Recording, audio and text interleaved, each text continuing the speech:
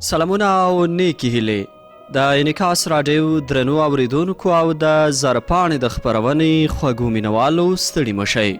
په تیرو کې مو د بنګړیواله ناول 5مه برخه راسره اورېدلې وه. اوس مو د دې ناول 6مې برخې ته هرکلی کوم. تیره برخه کې تر دې ځای را رسېدلي وو چې مازدیګر را روان و. رڼا نوره مجبوره وه چې له میړني نه جلا شي او نوره کورو ته لاړه شي. د میړني هم زړه نه غوښتل، خو هغه نن ماښام باید د بل مضمون لپاره تیاری نیولی وای چې ازموینه یې لږ څه مشکله وه. دواړو د نیمو شپو د خبرو په هیله له یو بل سره مخه ښه وکړه. دا چې له دې وروسته څه پیښیږي په دې برخه کې سره اورو. ملغلرې ترور رڼا څو وارې په مخ ګل کړه او خپل څنګ ته یې کېنوله. د ملغلرې ترور په زړه خدای خبر څه وګرځېده. بیبي ته یې وویل دا نجلۍ ولې دومره ژوبله شوې ده؟ هغه بل وارې چې راغلی وم ښه وه، دومره ژوبله نه وه، مریضه خو به نه وي. نه بابا، دا خپله ځان خوروي، وایي چې رسمات شمه، نن سبا ټولې جنکۍ ډوډۍ نه خوري، نری ملا، د مخه ډوکې راوتلي، سترګې ننوتلې، ډانګ ډانګ لینګي او سیخ سیخ لاسونه خوښوي. توبه توبه خدایا، نجلۍ خو ډډه او پسته ډکه پکه ښه ښکاري، نه لکه د ډول لرګی. رڼا له ملغلرې ترور نه د فراناس په اړه وپوښتل. بیبي راته ویل چې د فراناس خط دې راوړه چېرته وه؟ په مکرویانو کې. هغه زما لیور ثوابګل خو پیژنې، هغوی ته مخامخ کور دی. یوه ورځ د ثوابګل دوی په دروازه کې ولیدمه، خوارکۍ وپېژندلم، بیا یې ستا ډېره پوښتنه وکړه. اوس چې راتلمه نو ډېرې راته وویل چې دا خط به درته در رسوم. رڼا د فراناز لیک د ملغلرې ترور نه واخیست او په لوستلو یې پیل وکړ. د هرې کرښې د لوستلو سره رڼا لپې لپې اوښکې تویولې. فراناز په لیک کې د خپل واده او د یوې لور ذکر هم کړی و. د خپل کور د ټلیفون نمبر یې ورته لیکلی و او رڼا نه یې په کلکه غوښتنه کړې وه چې خامخا ورته ټلیفون وکړي. رڼا څو وارې لیک ولوست او وار وار به یې ورته ژړه. د بیبي نور زړه ورته تنګ شو، مخ یې ور واړوه. جګه لیونۍ، دومره ژاړې، له مارکیټ نه یو ټلیفون کارت راوړه او ټلیفون ورته وکړه، زړه به یې نور هم خوشحاله شي. ښه زما، اوس د ماښام دیګې وکړم او بیا به لاړه شم. نور دې زړه چې هر څه کوې ګوره پام کوه چې بنګړیواله دې بیا غوښه ونه خوري. دا بنګړیواله څوک ده؟ هسې توره پیشو ده چې رڼې پرې له نازه توره بنګړیواله نوم ایښی دی او خورئ. څه به درته وایمه، په رڼې دومره ګرانه ده چې د قصابۍ ټولې غوښې پرې وخوړلې، اوس به راښکاره شي او یې خورې. څه یې کوې؟ جنۍ ده، بل څوک خو نشته چې رڼا ورسره پام غلط کړي. پرېږده، ټول ورځې پورته پورته اچوي، لمونږ نه د هغې قدر ډېر دی. که مې وار پرې برابر شو نو په خلطه کې به یې واچوم او لرې به یې په کومه کنده کې خطا کړم چې بیا هیڅ لارم پیدا نه کړي. بیبي او ملغلرې همدا بحثونه راخیستي وه او رڼا په پخلنځي کې د ماښام لپاره تیاری نیوه. د ماښام تر بانګه وروسته رڼا له پخلي نه وزګاره شوه. د فراناس ټلیفون ته یې تلوسه وه، لاړه. له کور سره نږدې مارکیټ نه یې د ټلیفون کارت راوړ او فراناس ته یې کابل ته زنګ وواهه. رڼا له فراناس سره په ټلیفون کې ښې ژړاوې وکړې او وروسته له ډېرو کلونو یې یو د بل غږونه واورېدل. رڼا ورته د پېښور د کور پوره ادرس ورکړ او په کلکه یې ورڅخه وغوښتل چې خامخا دې په دې لنډو ورځو کې پېښور ته راشي. فراناس ته چې رڼا تر ځانه هم ډېره ګرانه وه ورسره یې ومنله. بیبي هم فراناس سره خبرې وکړې او زړه نازړه یې ورته ستونه وکړه چې پېښور ته له خپل خاوند سره راشي، ولې چې اوس د پېښور موسم مخ په ښه کېدو دی او ګرمي نوره خلاصه ده. رڼا نن د فراناز غږ په اورېدو ډېره خوشحاله وه. د ماښام له ډوډۍ نه وروسته د جمال ټلیفون راغی. رڼا ورباندې د ترور زیری وکړ، خو جمال له ترور سره ډېرې لنډې خبرې وکړې، له دې ویرې چې نه بیا د ډالرو غوښتنه وکړي. خو له خدای په امانۍ نه مخکې بیبي له جمال نه غوښتنه وکړه چې برېښنا ته ټلیفون وکړي او د ترور زیری پرې وکړي چې خپلې ترور سره خبرې وکړي. د جمال ټلیفون قطع شو او نیمه ګنټه نه وه تېره چې د برېښنا ټلیفون راغی. برېښنا له خپلې ترور سره ډېرې خبرې وکړې. ترور د خپل ټوخي او سینه دردۍ نه شکایتونه وکړل. برېښنا په بیبي او رڼا وظیفه کې ښوده چې ترور به خامخا د ډبګرۍ یو ښه او پوه ډاکټر ته ښکاره کوي او دوا به ورته اخلي. له ټلیفون نه وروسته ملغلره ترور برېښنا ته لاس په دعاګانو شوه. له یوې خوا یې زړه نری شوی و، ژړلې او له بلې خوا نه یې برېښنا ته پنډې پنډې دعاګانې کولې. شپه له 12 بجو نه اوښتې وه. بیبي او ملغلرې د کابل د سختیو کیسې راخیستې وې. رڼا ته هم خوب نه ورته او میړنه یې تر سترګو سترګو کېده. د خپل مشغولا لپاره د لنډو کیسو یو کتاب یې راخیستی وه چې په ټلیفون باندې زنګ راغی. رڼا پوه شوه چې میړنه یې دی. نو د بیبي نه یې وار د مخه کړه او غوږۍ پورته کړه. هلو، سلام، زرمینې، څنګه یې؟ خیریت خو به وي چې په دې ناوخته کې دې فون وکړ؟ څه وکړم ګرانې، خوب نه راځي. هغوی فکر کوم چې لا خوبولی شوي نه دي. نه بابا، ولې ګولۍ دې نه دي ورکړي؟ نه، تباشیر یوه دانه پاتې و. ماښام ډېر مصروفه وم، پام مې نه شو چې له مارکیټ نه یې واخلم.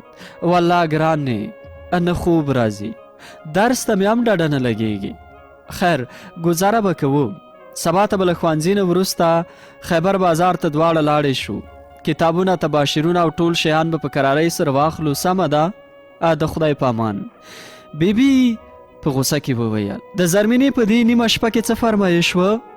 همداسې ویلې یې چې سهار به زه ویده یم او اوس ټلیفون وکړ چې کور کې ووایه چې سبا ته له ښوونځي نه وروسته خیبر بازار ته ځو او د ښوونځي لپاره د قرطاسي مواد اخلو. رڼا نور د میړني لخوا زړه راټول شو. په خپل خوب ځای کې غځېدلې وه او د میړني په سوچونو کې تللې وه. بیبي او ترور اماسې په خپلو خوب ځایونو کې ناستې وې او د کور او کلي کیسې راخیستې وې. ملغلرې بیبي ته اشاره وکړه چې رڼا وګوري چې ویښه ده که ویده. رڼا ځان په خوب اچولی و. بیبي ولیدل چې د رڼا سترګې پټې دي نو ویې ویل خواره ویده ده. خورې څنګه خلک ورپسې راځي او که نه؟ اهو څنګه نه راځي، خدای نه کوي. کاشکې چې د دې په ځای برېښنا پسې راغلی وای. هغه راته په کور زړه شوه. کوم انډیوال خو به نه لري چې طلبګارانو ته ځوابونه ورکوي؟ او والله که یوازې مکتب ته ځي راځي. ما ورته پوره پام دی. د کور ټلیفونونه هم څارمه، پرته له مجلو او اخبارونو نه بل ځای ټلیفون هم نه کوي او نه بل ځای ورته ټلیفون راځي. ازه ښه ده. د نن زمانې جونکۍ د یوه په ځای څلور انډیوالان ساتي. وایي زه یو نه یو سره خو به واده وکړم. نه دا ښه ده، خو ډېره خوش خلقه ده، جنګونه ډېر را سره کوي. نوره داسې بده نه ده. بیبي او ملغلرې بیرته د کلي او کور کیسې راواخیستې او رڼا نوره د خوب دنیاګۍ ته تللې وه. رڼا خو د میړني د لیدلو لپاره لا ماښام تیاری نیولی وه او بیبي ته یې پلمه جوړه کړې وه. اوس خوشحاله د عینې مخې ته ولاړه وه او خپل ویښتان یې په قیدک کې ټینګول چې په ټلیفون باندې زنګ راغی.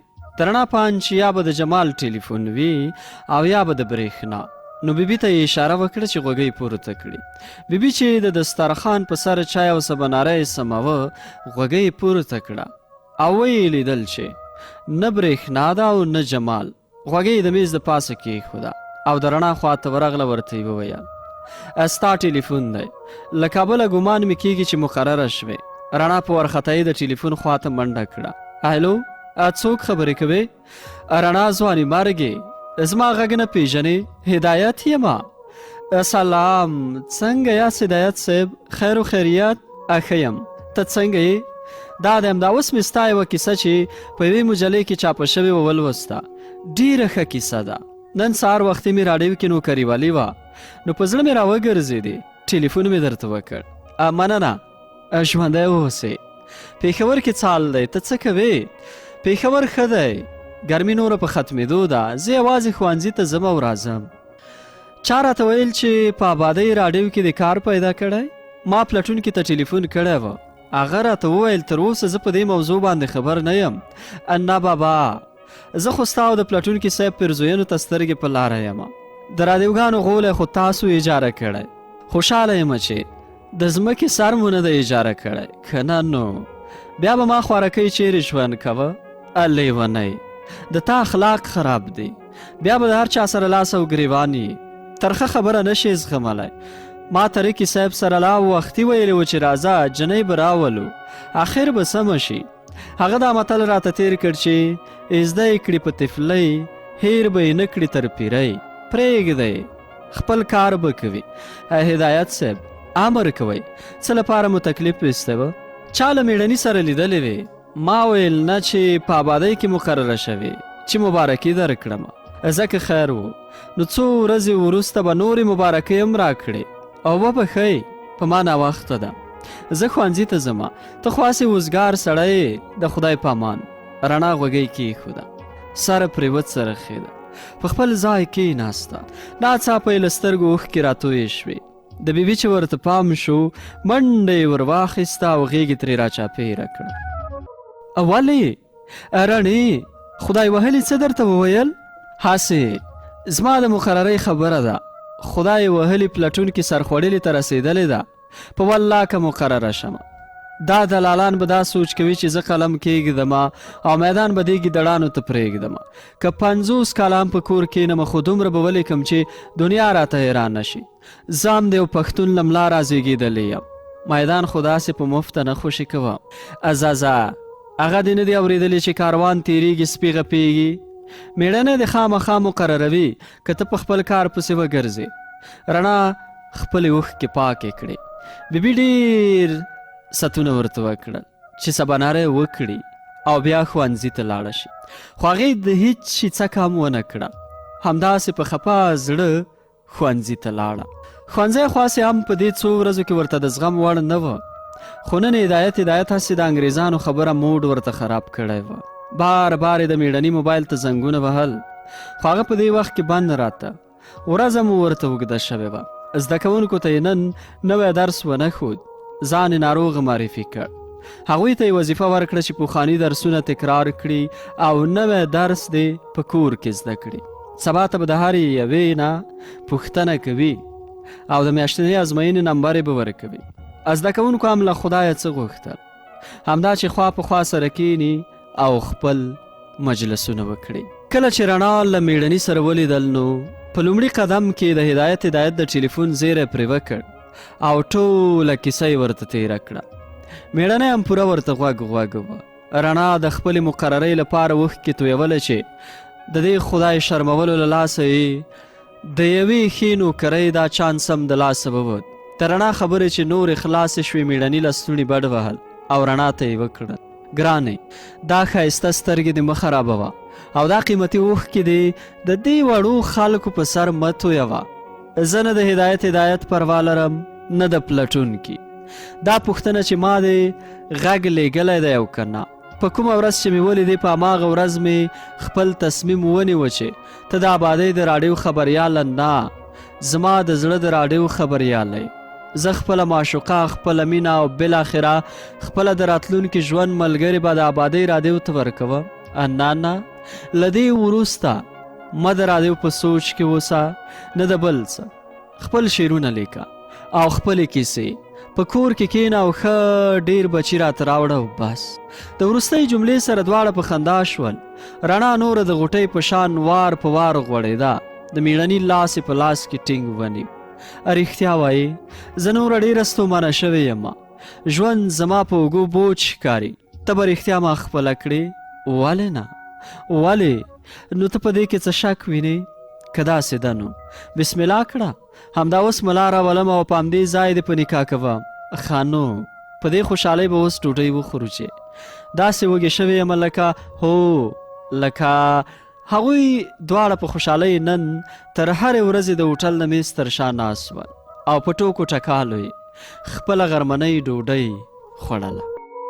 اوس رڼا ته پته لګېدلې وه چې دا ټول کار د هدایت د ملګري په احوال وړلو باندې شوی او مېړنی هم د دې له مقررۍ نه ناهیلی شوی. خو د رڼا دپاره یې خوله پټه نیولې چې ګوندې په دې خبره به رڼا ډېره خفه شي. د پلټونکي غوړمالي هغه ته ښه معلومه وه. په پلټون کې رڼا د مارماهي نومې ښی وه. هغه په دواړو ژبو یعنې په پښتو او پارسي باندې ښې خبرې کولې. چې کله به یې پارسیوانان ولیدل نو ده به په پښتنو بد ویل شروع کړه او چې کله به یې بیا پښتانه ولیدل نو تر یوه حده پورې به یې ورسره لاره یې وکړې وه. تر ټولو بده خو بیا دا وه چې رڼا ته د پلټونکي شاعرۍ هم خوند نه ورکوه. د رڼا په ګمان تل به ورڅخه لاره ورکه وه. کله به یې سپین شعر لیکه بیا به یې د هایکو لمنه راټینګه کړه. د هایکو په پای کې به یې چې لاره ورڅخه ورکه وه نو ټپې به یې راسرې کړې. رڼا د خلکو په مخ کې له همدې وجې نه ورته د ستومانه شاعر خطاب کاوه خو ډېر بیا د دې خطابي نوم په معنا نه پوهېدل. رڼا ته اوس پرته له صبره بله لاره نه وه پاتې. هغه اوس دې ته منتظره وه چې مېړنی خپلې ازموینې بشپړې کړي او د دوی د مینې نتیجه به ترې راووځي. رڼا په زړه کې کرل ریبل نه چې دا مېړنی هم تش د نوم مېړنی یا د هدایت او پلټونکي جمبوری وخیږي. پلټونکي چې ټوله شپه یې په مستیو تېره کړې وه په داسې حال کې چې سترګې نورې پرې پټې پټې کېدې خو مجبور وه چې د راروانې خپرونې لپاره یو مطلب ولیکي. موضوع ورته ډېره پیچلې وه. په عراق کې د څو نیول شوو امریکایي عسکرو په اړه مطلب و چې ده باید ژباړلی وای او بیا یې د خبرې د لاسپیناوي لپاره په بغداد کې د کوم عراقي چارواکي سره مصاحبه هم کړې وای. هغه په دې سوچ کې و چې سکرپټ څرنګه پایل کړي، په کومو ټکو او الفاظو یې را شروع کړي او له چا سره مصاحبه وکړي. د خپلو مغزو سره په جنګ و. د انټرنیټ له لارې له څو مشهورو اژانسونو نه څه راواخیستل خو اوس په دې سوچ کې و چې له کومې خوا نه یې را پایل کړي. په دې وخت کې د دفتر په ټلیفون باندې زنګ راغی. نمبر ته یې وکتل، ویې لیدل چې نمبر د کابل دی. په زړه کې د لور او ښځې اندېښنه ور پیدا شوه، نه چې څه پیښه نه وي شوې. نو په وارخطا یې غوږۍ پورته کړه. هلو، السلام پلټونکیه، څنګه یې؟ وعلیکم السلام، څوک خبرې کوئ؟ اوس خو مې نه پېژنې. په مزو کې هغه رښتیا دي چې یار له کوڅې تېر کړه رنګ هیر کړه. هو هدایت صاحب، څنګه یې؟ کور کې ماشومان او ورنداره څنګه ده؟ ماشومان ښه دي، خو ورنداره دې په بلا ووهه. ولې؟ څه جګړه مګړه خو به نه وي شوي چې داسې ورنه خفه ښکارې؟ خفه نه یمه، روزګار یې راتنګ کړی، ټوله ورځ پلټنې کوي. ښه، نور څنګه یې؟ شعر میر لیکي او که نه؟ نه بابا، دلته ګزاره سخته شوې. د ورځې د دفتر کارونه او ماښام د بیبي فرمایشونه کله کیږي؟ بس هاسې ژوند مو په وهلی. ته وایه بچو، د تا خواسې غوږونه په قرار دي، کوم شی پیدا کیږي او کاسې وچه خوله ګرځي، څه به درته ووایم؟ هر څه پریمان نه دي، خو وخت ډېر کم دی.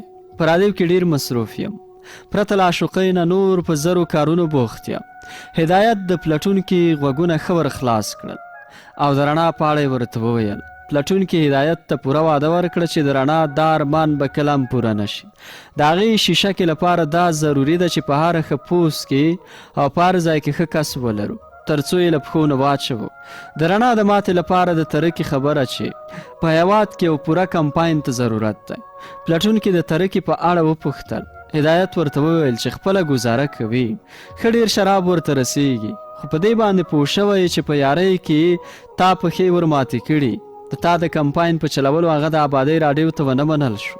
له اوږدې مرکې نه وروسته د هدایت د پلټنې ټلیفون خلاص شو او غوږۍ یې کېښودل شوه. اوس د پلټونکي له سترګو خوب والوته، هغه نه سکرپټ هم هیر شو. په دفتر کې مخامخ د مشر د شعبې په لوري وخوځېده. ویې لیدل چې مشر لا تشریف نه و راوړی. له څو وارې تګ راتګ نه وروسته له خپل مشر سره مخامخ شو. په ډېر ادب سره یې وپوښتل چې د راپورټر یو پوست خالي دی او د یو ښه ژورنالست پیژني، که دوی لطف وکړي د هغه بیوګرافي به راوغواړي. مشر هم ورته د ښه په انداز کې سر وښوراوه. ایله چې د پلټونکي له حلقه لاړې تېرې شوې، ساه یې واخیسته او په ارامه اعصابو د خپلې شعبې په لوري را رهي شو. اوس نو د یوې پیالې چایو شوق یې په زړه کې ور وګرځېده. خپل کار ته یې پام شو او په خپل سکرپټ لیکلو یې پیل وکړ تر څو دا دروند پیټې له اوږې لرې کړي. د زرپاڼې د خپرونې ډېرو قدرمنو مینوالو، د بنګړیواله ناول شپږمه برخه مو همدومره وه چې ما واحد الله امان د خپل تخنیکي همکار جمیل وصال په ملتیا درته وړاندې کړه. تر بیا او بلې برخې د الله په امان.